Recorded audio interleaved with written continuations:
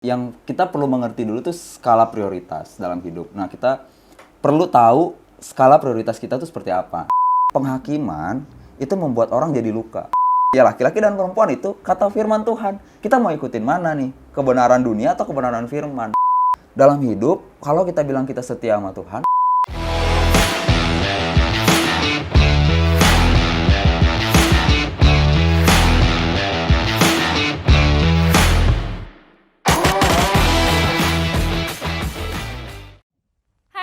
kali ini kita balik di edisi Point of View di mana setiap pertanyaan kamu akan dijawab oleh Pastor. Dan kali ini aku Yolanda akan ditemanin oleh Pastor siapa ini namanya? aku Johnson.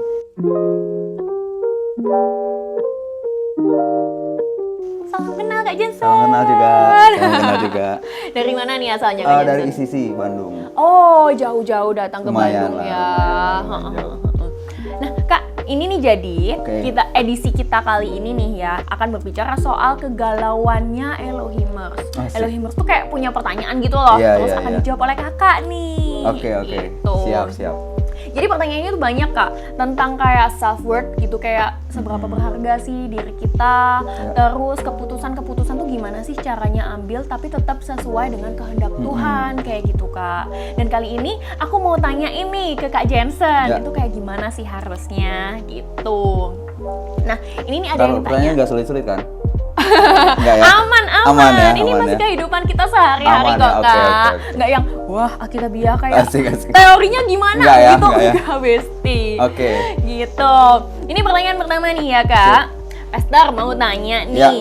Saat kita sedang ingin pelayanan, tapi biasanya kehalang oleh keperluan lain, misalnya antara kerjaan atau kepentingan keluarga, itu sebenarnya prioritasnya mana dulu sih yang harus diprioritaskan? Oke, ini pertanyaan banyak anak-anak muda nih ya. Jadi, nah menurut saya tuh yang kita perlu mengerti dulu tuh skala prioritas dalam hidup. Nah, kita perlu tahu skala prioritas kita tuh seperti apa. Nah, saya selalu diajarkan sama pembimbing saya bahwa prioritas pertama kita tuh adalah Tuhan gitu ya.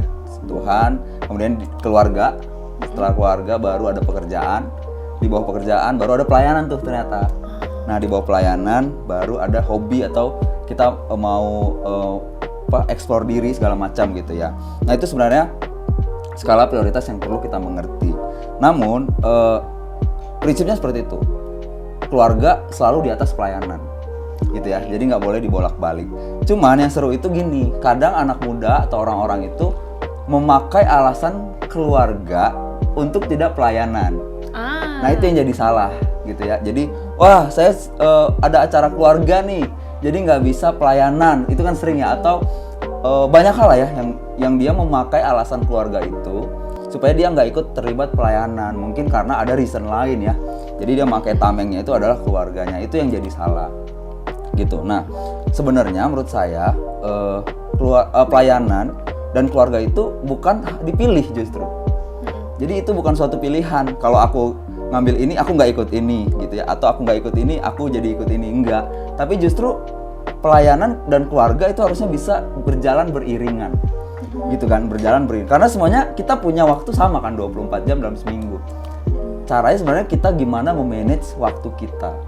Gitu. Jadi kalau menurut aku ya, itu bukan sesuatu yang harus mengorbankan yang satu untuk yang satu. Enggak kayak gitu prinsipnya. Yang penting gimana kita memanage waktu kita. Apalagi sampai jadi stop pelayanan karena keluarga. Tapi selalu lihat case by case. Misalnya nih, oh dia nggak bisa hari Sabtu misalnya, dia nggak bisa ikut pelayanan karena neneknya lagi sakit dan harus diantar ke rumah sakit hari itu, nggak ada yang antar. Ya itu mau gimana lagi gitu kan. Dan itu kalau kita justru melayani waktu nenek kita sakit, nanti koit lagi, bahaya kan. Nggak boleh. Tapi kita harus lihat case by case gitu ya. Jadi poinnya adalah kita perlu ngerti skala prioritas kita dalam hidup dan kalau bisa berjalan beriringan. Jangan ada yang dikorbankan. Dan jangan memakai alasan keluarga untuk skip pelayanan. Itu yang jadi salah. Gitu. Mantap banget. Itu yang pertama. Kak, tapi aku tuh tertarik banget tadi ngomong soal menjadikan keluarga sebagai alasan untuk kita nggak pelayanan. Itu kan artinya dalam hati kita tuh kayak malas pelayanan, seakan-akan kan kayak gitu ya. Padahal pelayanan itu seharusnya timbul dari keikhlasan hati. Betul. Kayak gitu. Nah, Jadi tetap menjalankan pelayanan tapi dengan hati yang nggak ikhlas itu gimana Kak? Nah, tentu sebelum melayani kita perlu set hati ya. Nah, kita perlu set hati kita sebelum kita melayani. Karena firman Tuhan bilang juga kan, bahwa jagalah hatimu dengan segala kewaspadaan karena di sana terpancar kehidupan, termasuk pelayanan. Nah, kalau menurut saya kita perlu datang ke pembimbing rohani kita untuk bercerita gimana keadaan hati kita di dalam pelayanan hari-hari ini.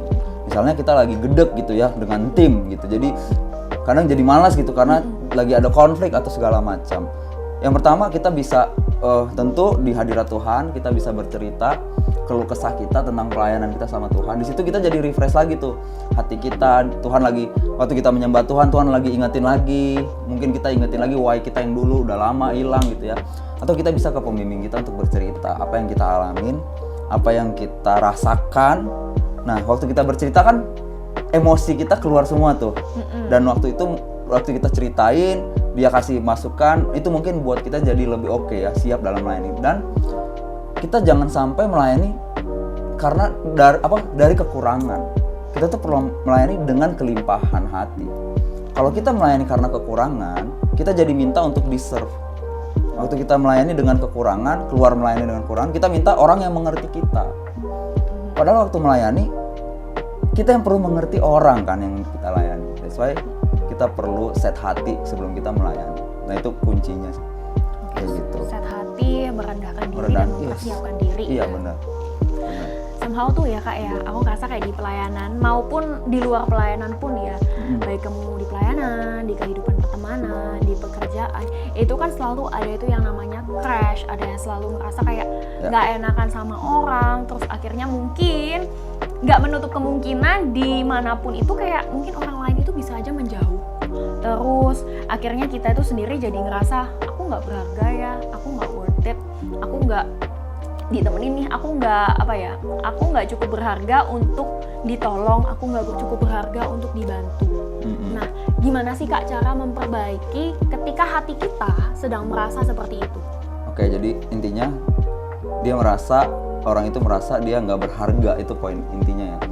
Nah, menurut saya ada beberapa hal yang perlu kita mengerti bahwa sebenarnya Tuhan itu, kita tuh di mata Tuhan tuh sangat berharga gitu ya. Kita dikasihi, kita ditebus oleh Yesus sampai dia mati. Itu kita perlu mengerti, kita berharga, kita dikasih, kita ditebus. 3 hal itu yang perlu anak muda remind. Karena gini, kita perlu tahu apa kata Tuhan tentang diri kita. Sometimes kita juga bisa salah loh mendefinisikan diri kita tuh siapa. Karena keadaan, karena mungkin yang tadi ada konflik, kita ditinggalkan orang, jadi kita mendefinisikan diri kita dengan salah. Nah, siapa yang paling tahu diri kita? Tuhan.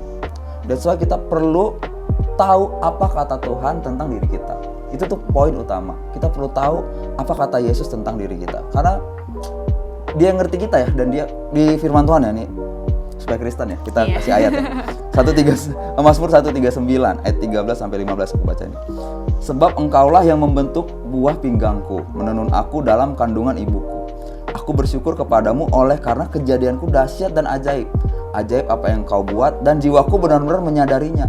Tulang-tulangku tidak terlindungi bagimu ketika aku dijadikan di tempat yang tersembunyi dan aku direkam di bagian-bagian bumi yang paling bawah. Nah ini saya itu dulu ya punya masalah gambar diri. Bertahun-tahun saya itu selalu melihat diri saya itu gagal, saya itu produk gagal, saya jelek, saya tidak berharga, nggak akan ada orang yang mau sama saya. Bahkan saya pernah berpikir, udahlah kayaknya nggak akan ada deh yang mau nikah sama saya. Gitu dulu, segitunya rusaknya gambar diri saya. Karena kan iblis tuh suka merusak gambar diri kita.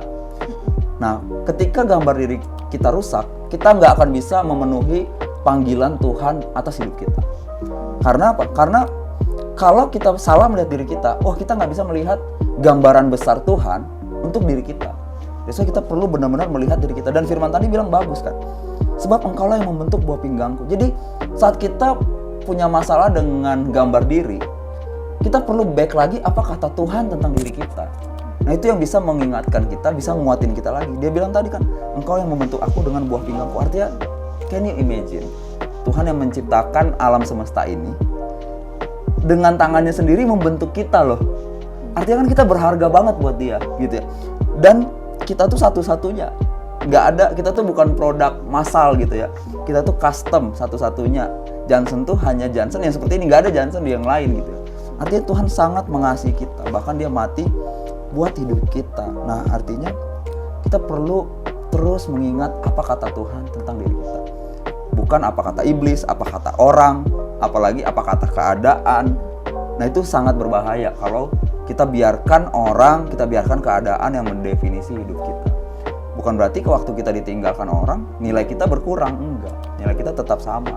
Mau orang bareng dengan kita, mau kita lagi sendiri, mau orang bareng dengan kita juga, nilai kita nggak akan berubah di mata Tuhan. Kita tetap seharga darah anak domba, gitu ya.